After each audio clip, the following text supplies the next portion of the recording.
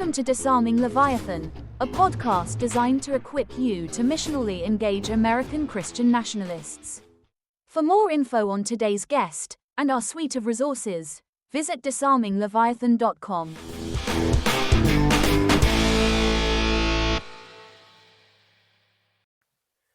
Drew, you have done a lot of thinking about what sometimes gets referred to as like the law in the Bible, or sometimes Torah, stuff like that. So many of us are hearing people, political folks, and even religious folks who are saying things like, well, the Bible's clear and there's this law in the Bible, and in America, we should make that our law too. So on anything from like adultery or theft, a lot of stuff around sexual propriety, fidelity, things like that. Is that how the law in the Bible works? Like we should just copy and paste it to our laws? No. I mean, there's a lot of problems with that. We'll try to sort them from most important to least important. Help me fix the problem.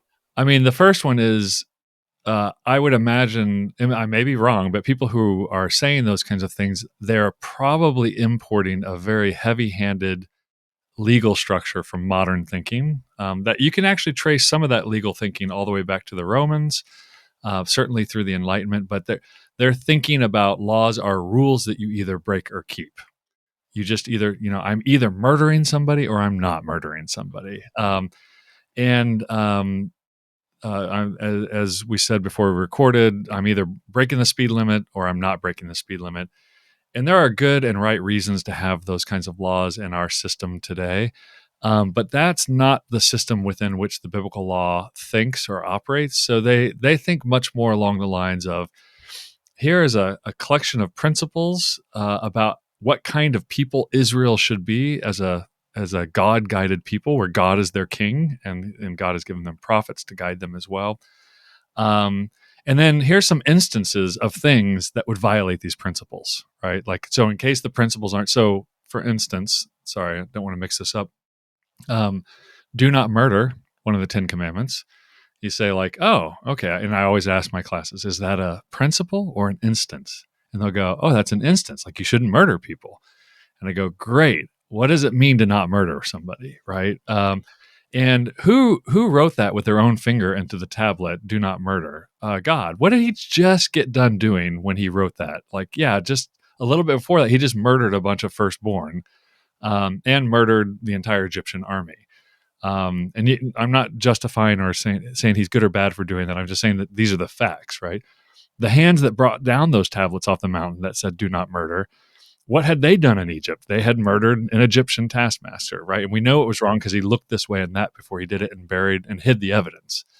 And then what did he do when he got down the mountain with those tablets and threw them down and broke them? He set about killing over 3,000, depending on how you count such things, 3,000 of his fellow countrymen who were having a massive orgy to a golden calf. So then I ask you, what does do not murder mean? And what are instances of and not? So the biblical authors, whoever eventually cleaned up all of this and put it in Genesis, Exodus, Leviticus, Numbers, Deuteronomy for us, I tend to believe Moses was involved in all of that. But whoever is writing this, whoever you think is writing this, they clearly had an idea in mind that these are principles, kind of like with your children, where you say, I want you to be good. And they're like, well, what does that mean? Like, I want you to clean your room. And they're like, and then you walk in their room and you're like, okay, we clearly have different ideas of what cleaning your room means, right? We're giving kind of principles. I want you to be nice to your sister, right? I'm thinking of my kids when they were younger. Mm-hmm. We're just throwing out principles, and then you catch yourself yelling at you, like, don't do that. And you're like, what? I'm being nice, and you're like, well, no, that is not an instance of being nice. And so you have a lot of that kind of thinking. The fancy word for it is casuistic laws, where you get a very particular, if a man loans an implement, a tool to somebody, in this case, you get these instances. And so there's this interplay between the principle and the instance. And the instances shape how you think about the principle. So murder, it turns out they give lots of instances. If two men fight together and they struggle and they get injured or whatever, that's not murder if one of them accidentally dies in the fight.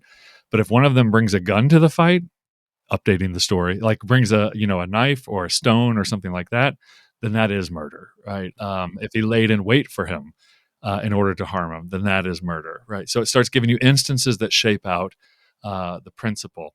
Eye for an eye, tooth for a tooth. Principle, right? Like nobody actually expected anybody's eye to get gouged out for an eye. But then the two instances that follow eye for an eye, tooth for tooth really change the thinking of eye for an eye, tooth for tooth, because the two instances are about protecting slaves from being hit from their master. So the next line after eye for an eye, tooth for tooth is, if anyone has a slave and strikes them in the eye, male or female, then they must release that slave from their labors. If anybody has a slave and strikes them in the tooth, like, do you get what I'm laying down here, right? It's pretty on the nose, as they say. So as you might have, as an ancient Near Eastern Israelite, heard eye for an eye, tooth for tooth, and said, oh, I know what that's about. That's like, they're going to get theirs if they hurt me. And it actually flips the script and says, no, here's the instances that shape the principle, which are, you better not ever be hitting when you have power over somebody, you better not abuse it. So this is just, in many ways, very different than the way we think about law today, how it functions. It just doesn't function that way. It mainly seems to be meant to guide elders, priests, judges, and eventually even leaders in Israel, to guide their thinking on how they should be forming and shaping Israel as a nation, how they should be forming and shaping themselves. And it's more like a parental guidance and wisdom. It sounds to me, I was just talking to another law scholar today, and we're like, it's really hard not to see this as a wisdom tradition, as incline your ear, my son, let me guide you until you can tell the difference between all of these things. So this idea of the law, the instruction, the Torah as wisdom literature, if I understand you right, is it fair to say that it's designed to make you into a type of people? Mm-hmm. In America, it seems like the law is put boundaries around you to not do harm to other people, right? Like restraining evil, that kind of thing. So we do hear, I think, some folks saying, if we could get the law changed, then the community will change. So we hear that in America, right. And a counterpart to that is like, well, no, the law in America is just a reflection of the morals of the people. We're a democratic republic, that kind of thing. Like, we pick representatives to pick laws we like or that we agree with. So it's almost, I don't know that they're opposite, but it sounds like one is meant to form a people. And then in America, the law exists and it's formed by the people. Is that right? Yeah, and we're a liberal democracy, and the word liberal there, I know that can trigger some people, but the word liberal there just means that we're free to do things unless the law restrains us from doing them. There's a few laws that actually compel us to do something, like tax law. You have to file a tax return. You have to file for selective service if you're an 18-year-old male.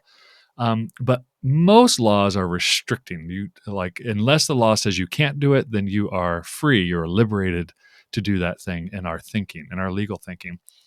So, like, just that idea that, students, parishioners will come to me and say, where in the Bible does it say I cannot do X, right? So what they're doing is they're thinking with a liberal democracy view of law, that unless it says I can't, then I can. That is completely unhelpful when thinking about biblical law. Because about a third of biblical law is positive instruction. You should be doing these things.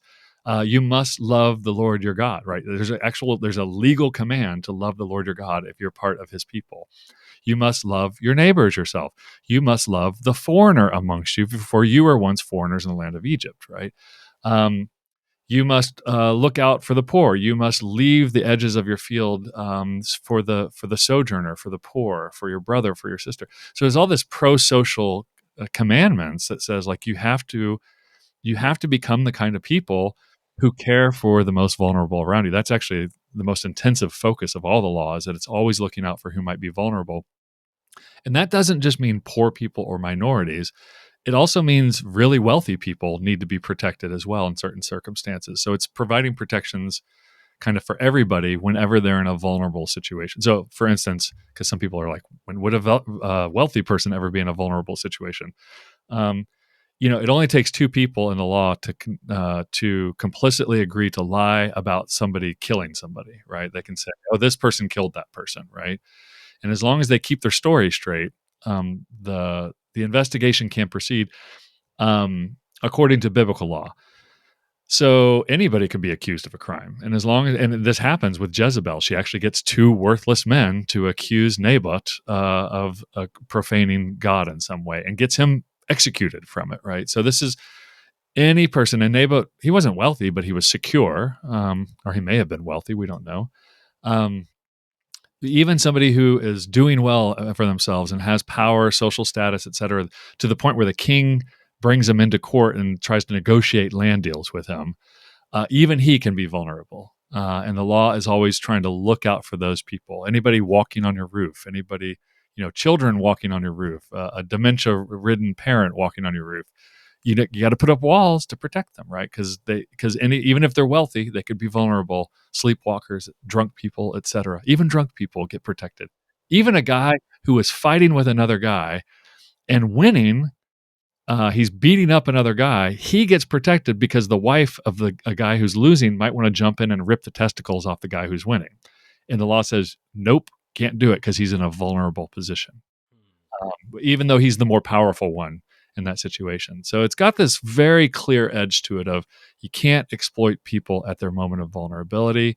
And there's about a third of the commands are building a society in a positive way, that they love each other in a certain way and that they act in certain ways towards each other, not merely restricting criminal actions or what we might consider evil or bad behavior.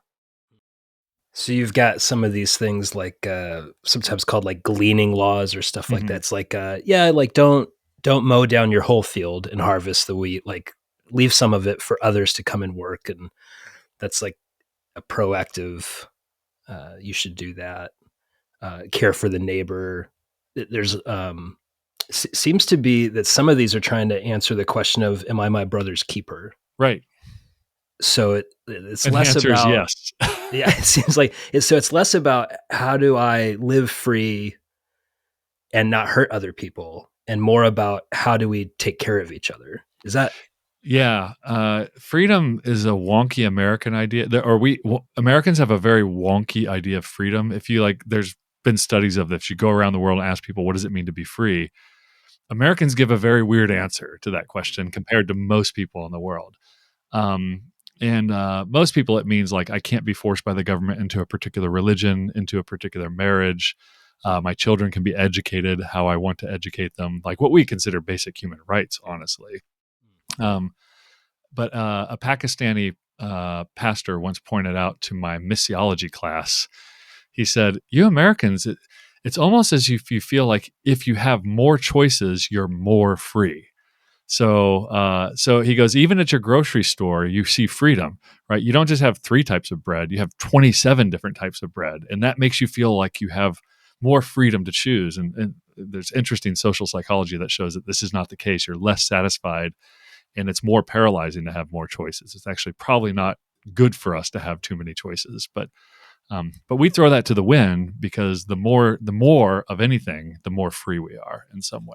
The more money we have, we think we'll be more free.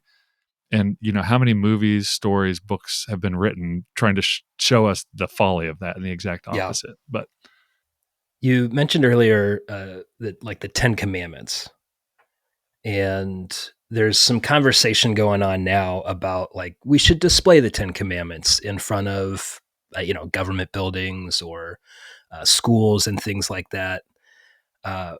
What might be the wisdom of that, and what might be the unwisdom of that type of posture? Well, and I want to give some credit towards people who are disposed to doing that. I think there is something good about Americans and everybody in the so-called Western world recognizing that even the atheist amongst us, most of them live according to biblical ethical standards and biblical ideas of morality. Most marriage equality fights are about one person being married to one person, right? Which is a fairly weird Hebrew notion of the world. It's not entirely unique to the Hebrews, but the Hebrews are the ones that actually gave a theological justification for one person being married to one person, but also one man being married to one woman. The idea that you should care about people who aren't your family, who aren't your kin, who aren't your same nation, that they may even live far away from you, but you should still care for them in some way. You should have some concern for them. All kinds of ways that we think are just natural human rights. And in fact, the UN Human Rights Charter itself is modeled off a lot of Hebrew and Christian thinking written by a Lebanese Christian scholar. So I can see an argument that would say, look, like in the Supreme Court, on the walls, they have the great lawmakers and Moses and Jesus. I think Jesus is up there, but Moses is up there for sure. Muhammad, Hammurabi, and others, many others we've never heard of.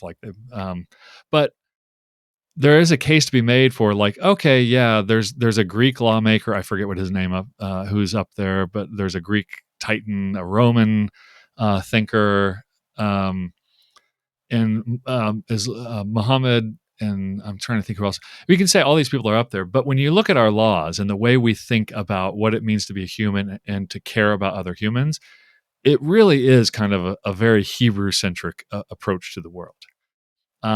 So I could understand a world in which we say, we're just acknowledging that we actually do kind of have a Hebrew view of the world, that Jesus, because he's a Hebrew, turns up the volume to 11 on and says, like, no, we're doing this Hebrew thing, but we're doing it for real, right? So that could be good.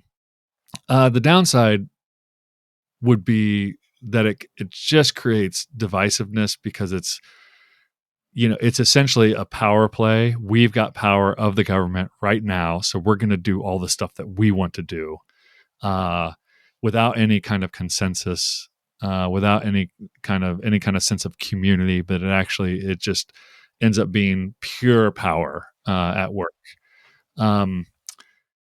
So I can't call balls and strikes here. I don't know what people should do. But I would say, if there are places where there are 10 commandments up in the schools or in the courthouses, etc., it wouldn't be bad for people to point out both, right? That, hey, not everybody believes this is the foundation for how we should be. They may say, okay, that is how America, it had a rough idea of this thinking about who we should be in the world, but that's not how we should be anymore. That's stupid. We need to become, whatever. But it can be an artifact of talking, just like, you don't have to tear down the Confederate statues. You could build pieces of art around them that contextualize why anybody would ever put up a statue of a Confederate soldier in the 1960s, specifically during the Civil Rights Movement, right? So, yeah. So if I understand you correctly, sometimes it seems like the motivation to put the 10 Commandments on display is a power play. It's like a tribal icon that says, my tribe's in control. Right. And sometimes it's instructive and helpful to recognize, that this is part of our upbringing, part of our shaping. One question I would have is, if you just have children or teenagers or young adults reading those commands apart from any teaching or instruction, what might be an effect of that? Yeah. Well, let me qualify a few things. What you just said. They're not commands. It's called the 10 Commandments. Yeah. They made a movie about it, Drew. Come on. I forgot about the Charlton Heston movie. I retract my statement. But Moses did not call them the 10 Commandments. He actually called them the 10 things, the Devarim. They're literally called the 10 things. They are stated in the imperative, so they are like, you shall not kill is not a bad interpretation. You shall honor the Sabbath and your father and mother. But they actually are. They do stand out from the other legal teaching appropriately so, because they are kind of these large guiding principles. But even then, it would be interesting if like they actually translated what they say. For instance, you shall love Yahweh your God, right? You shall have no other gods besides Yahweh. So if you're just reading them, I think for a lot of kids, they're going to go, who's Yahweh again? Like, what's this funky spelling? What's going on? Who are the other gods he's referring to? Like, like we're free now. Like we have options.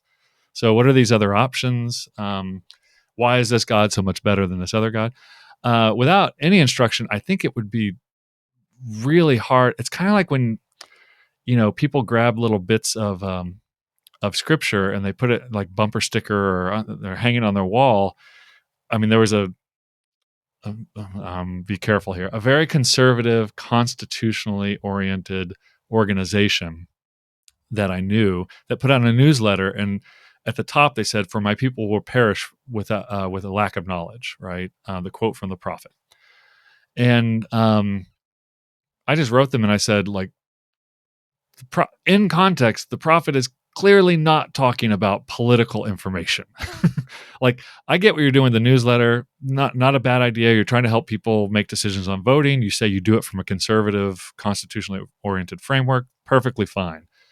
But don't baptize that with the rhetoric of an oracle of a prophet of God who is not talking about that whatsoever. He's actually talking about something more dangerous and profound that he's warning people about. So I think you would get something very similar. And again, great, don't murder, but what do you do with don't murder? Okay, the worst part of it is you could walk away going like, okay, here's the foundation of morality in America, and you could look down the list and go, yeah, I pretty much don't do any of those things. I'm good to go, right? Yeah, I right. honor my parents. I take the weekend. Actually, that's the one that probably most people do not do besides coveting is, the commandment is to work 6 days and to take one day off. But Americans double down on Yeah, that. we do So they're 2 actually not, Sabbaths. they're not actually following the commandment. The French take like 4 Sabbaths a week or something. I don't know. Oh, But yeah, so so I think that they're without any instruction, it's going to be really hard to figure out what exactly is going on here besides a few truisms that seem intuitively correct because you've been raised in a culture in which those would be intuitively correct, and the rest of them would have no teeth because they don't have any instances that go with them in the actual text. And I would guess that if I asked most Christians, like off the street Christian, I say, "Hey, are you a Christian?" "Yes." "Can you give me some concrete instances of this principle?" Right? I'm going to guess they'd be batting about 500. 50% of the time they could do something decent with it, but they get a lot of wrong answers as well. So thinking about when we like read the Bible, and especially the first 5 books of the Bible, there's a lot of these laws. What would you encourage us as we're thinking about, politics in America, government, power, civic life? Hmm. What would be some coaching that you would give to us in healthy ways to engage the biblical law, and then applying those principles to today? Yeah. Well, I will say this: like Jesus's teaching, it takes work, right? And I will point out that Jesus picked a few disciples, a handful, that he intensely focused on and taught them, and they clearly, according to at least the 3 gospels, the synoptics, did not understand much of anything he said all the way for years. They were confused, they were groping, they grabbed bits of it, they kind of understood. So anybody who goes into the gospels and thinks, I'm just going to read what Jesus says and figure all this out, A, that's tricky to do. B, almost everything Jesus says, almost every single word Jesus says, relies on you understanding this law, right? The Torah, that you actually understand what's going on with the law and what he's doing with it. Even quoting the law to the devil in the temptation. If you go back and look at the passages that he's quoting, you realize like, oh, he's not just doing pull quotes. He's not just doing bumper sticker theology. He's actually doing, these are deep cuts, as it were, in the thinking of the law that he's throwing back at the serpent or the devil at that point. So I think, just say, hey, buckle up. It's going to take some time. It's going to take some meditation, some what Psalm 1 calls, mumbling on the law, or muttering on the law, right? That you're just kind of puzzling it through as you go about your day, just like any, complex thing with lots of moving parts. And um, you're just going to say, okay, what would the law have to say about these things?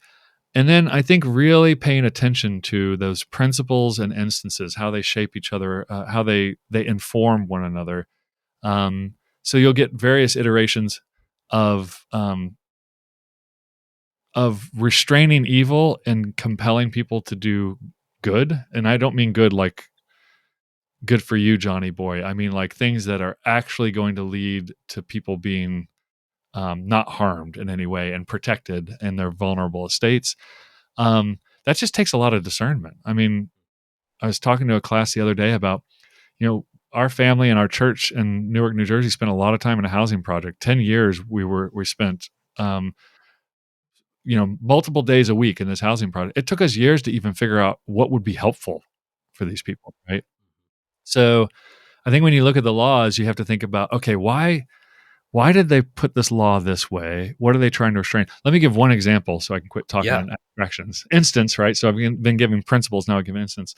The law that perplexes a lot of people, including myself, is when a woman has a boy, she has to wait so many days of impurity, 40 days of impurity, and then she has to go give sacrifices to be declared clean and kind of go back to right. But if she has a girl baby, then she has to wait double the amount.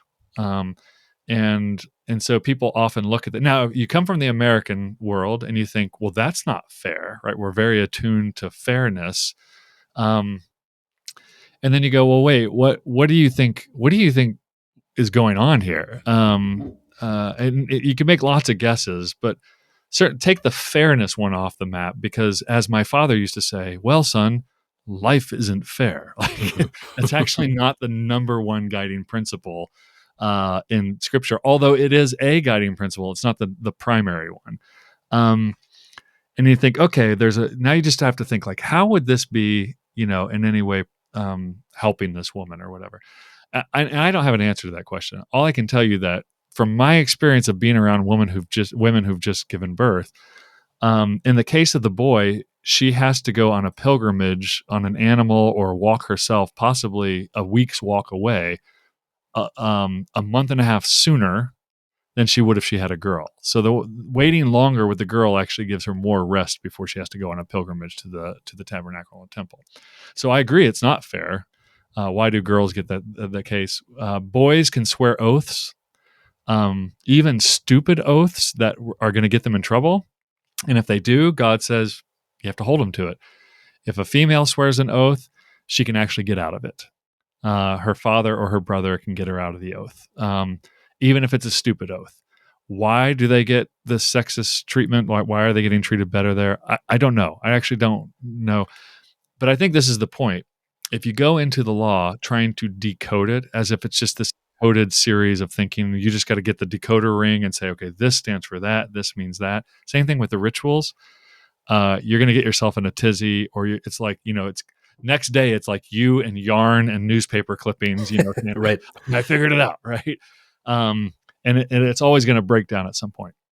Versus if you think about, okay, this is clearly trying to instruct us, not me, but us together as a way that we can exist together in a broken world. It's not the perfect way. It's a way that we can exist, and it's a way that God can live amongst us. If we can become these minimalistic kind of people, basically who don't exploit people at their vulnerabilities. That's, again, a central concern among others. And including idolatry. I mean, idolatry always includes human trafficking and sex trafficking in the ancient world. So we always look at it as idolatry as the problem is you're worshiping another god. Yeah, but also that exploitation factor is always present there as well. So think of it more like, how is it shaping us? Who is it restraining that might want to do harm? And how is it encouraging us to look out for the people around us? And that's just not how we think of, I don't think of any law that way outside of just restricting, don't murder. Why not? Because the law says so. Really? Is that Is that why you think we shouldn't murder or assault people or, break into their house? There's got to be something better going on than that. But tuck in, it's a ride. There's good resources out there. People have written books. There's good podcasts. We are drowning in a supermarket of good Bible interpretation resources right now that are free. So don't stand in the supermarket and drown. We're starving, not drowning. We're drowning in resources. Stick to your metaphor, please. Yeah, I'm mixing my metaphors. We're starving in the middle of a supermarket. That's the problem. There you go. So, but assume that it's going to require something of you and I mean that in the sense of we always think of like smarty pants who do the theology stuff or whatever. But actually all of this fairly sophisticated thinking was required of every farmer in Israel. They all had to understand this at least to a basic level, to the point where they could commit their families and lives to it and live it out in some substantial way. So it does not require that you have the sharpest mind in the world, but it does require that you commit to thinking it through and living it out. And that's true of the New Testament, the commands of Jesus in the New Testament as well. So don't do that old cheap, lazy thing where you go, you got to be smart to figure that out. Apparently God was really concerned about all of our intellects, no matter where we're gifted or not cognitively. And if the law in the scriptures exists to form people, I guess I would just say, well, then of course it's going to take a lot of time and energy, because all formation. Right. I mean, I think about like people who run marathons or do like, extreme weightlifting. Like that's a ton of time in the gym, and there's a lot of sweating. And if you want to be the kind of person that can lift that kind of weight, you got to be the kind of person who lifts less weight first, right, and then over and over and over again. And I hear in your invitation that yes, it's going to be difficult. Yeah, you're going to be really confused. And so don't short circuit by just trying to resolve the conflict, the internal questions. Mull the questions over. And that is part of the formation as well, like meditating or mumbling it as I go through my day, thinking. So when we come to these bits that are perplexing, the perplexing feeling is part of the growth. Right. Yeah. That's when you feel stymied and you're like, I can't, like, so much information here and I can barely hold it in. I kind of barely am following the conversation. My education friends tell me that's what's called learning. Learning is actually, it feels painful. It doesn't feel good while you're doing it. For nobody does it feel good while you're doing it, because it requires a lot of effort. But the assumption is there's a payoff. And so going back to your first question about the issue of people who just want to take laws from the Bible and say, well, we should do that today. The honest answer is whatever laws they think they're taking over aren't the laws in Scripture, because they've taken them so far out of their own context and what they're trying to do. It would be like trying to take a book on swimming lesson, like how to swim, over to your, can we say VCR, your DVD? What do they to your broken TV, right? Right. And just the swimming lessons is trying to give you like, okay, pretend like I'm making up this analogy as I'm going along, but pretend like you're you can feel oars on your arm, right? And when you kick your leg, it's going to give you this very much what it feels like to swim correctly kind of instructions. And when you go over to your VCR or broken TV or broken blender, like you need the find screw B2, unscrew that first, right? So you can't just bring one over into the other and think that it's going to work the same. They're doing two very different things. And so you got to either bring it all over, which is impossible because it's written for a theocracy where God is king, and God is physically living in physical presence with them. And we're no longer doing that, even though God is with us. It's in a very different way. Or you say, okay, there are principles here that are worth everybody in humanity that we touch, no matter who they are. It's worth them understanding and leaning into these principles. We can have really good debates and discussion about where the line is, where these cross over into a particularly Christian theology that we shouldn't foist on people. I think of something like Paul in Athens, where he enters their theology enough to describe to them why they are going to be judged. It's a pretty funny ending on that whole thing. He ends in a very unconvincing argument of a guy they've heard of and something they don't believe ever happens to people being the one who's going to judge them, which they don't believe happens either. But what's interesting is he doesn't tell them like, hey, you guys need to change your whole system of thinking. He just kind of says, all right, well, I understand where you're at. You just need to know this reality is here. He's putting Christianity and Christian thinking and what he would call Hebrew thinking, in conversation with their way of thinking about politics, law, creation, ethics, etc. But he's not trying to do a wholesale dismantling. What's really interesting in the New Testament, I know you've talked about this a lot, is we don't get to see the Christians in power, like in traditional seats of power, I should say. I think they actually are in ultimate seats of power, but they're not in traditional seats of power. And so we don't get to see exactly how they would have handled it if, Paul became a prefecture for the Roman government. But I imagine that he would have some fairly balanced views, and actually he would be concerned about this issue of like forcing Christianity into that, round pegged into square hole. That would be my guess, but I don't know. What do you think? Oh, yeah. I mean, I think we get little glimpses with just like the power that he did have.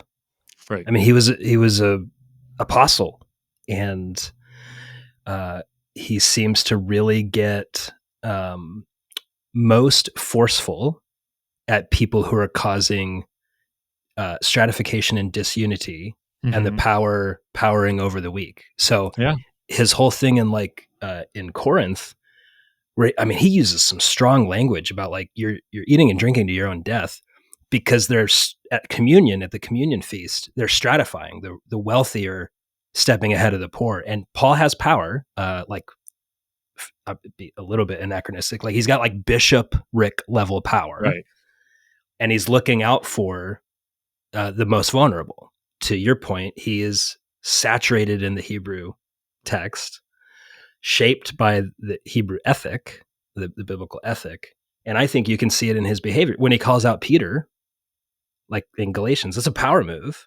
Yep. Why is he doing it? Because Peter is causing divisiveness and stratification inside the church. So if he was a governor in Ephesus, I guess, I think he would have an eye towards how is this impacting those who are in vulnerable positions, and how can we use the machine of the Roman Empire to, and he says it in Rome, right, help people like not do evil, right, and promote the good.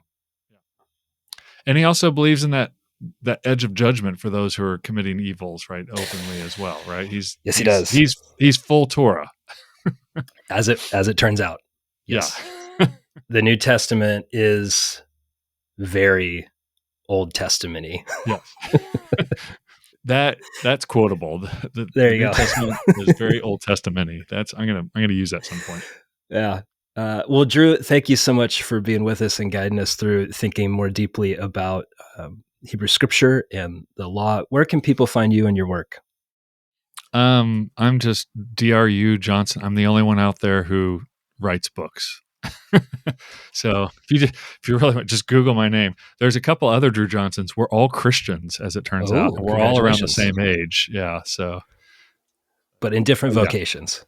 Different vocations. Yep. Yep. And then you just, speaking of writing books, you just came out with a book. Yes. Give us just a 30-second pitch. So it's called Understanding Biblical Law, which it's not meant to explain all the biblical. So if you there's this law that I can't get my head around, I hope he talks about it in that book. I probably don't. I mean, who knows? Maybe I do. I chose some hard ones. But it's essentially building the skill of the kinds of questions you can ask and the kinds of ways you can read the law that will help you understand better what's going on rather than worse. I'm not looking for perfect. I'm not looking for the right understanding. But people are making very rookie mistakes, understandably so, right? They're dragging the wrong ideas to the scriptures. In the same way, like if somebody, goes to the Gospels thinking that it's all about a personal relationship with Jesus who you invite into your heart. And then you read the Gospels and you're like, well, that's not what I thought it was going to be about at all.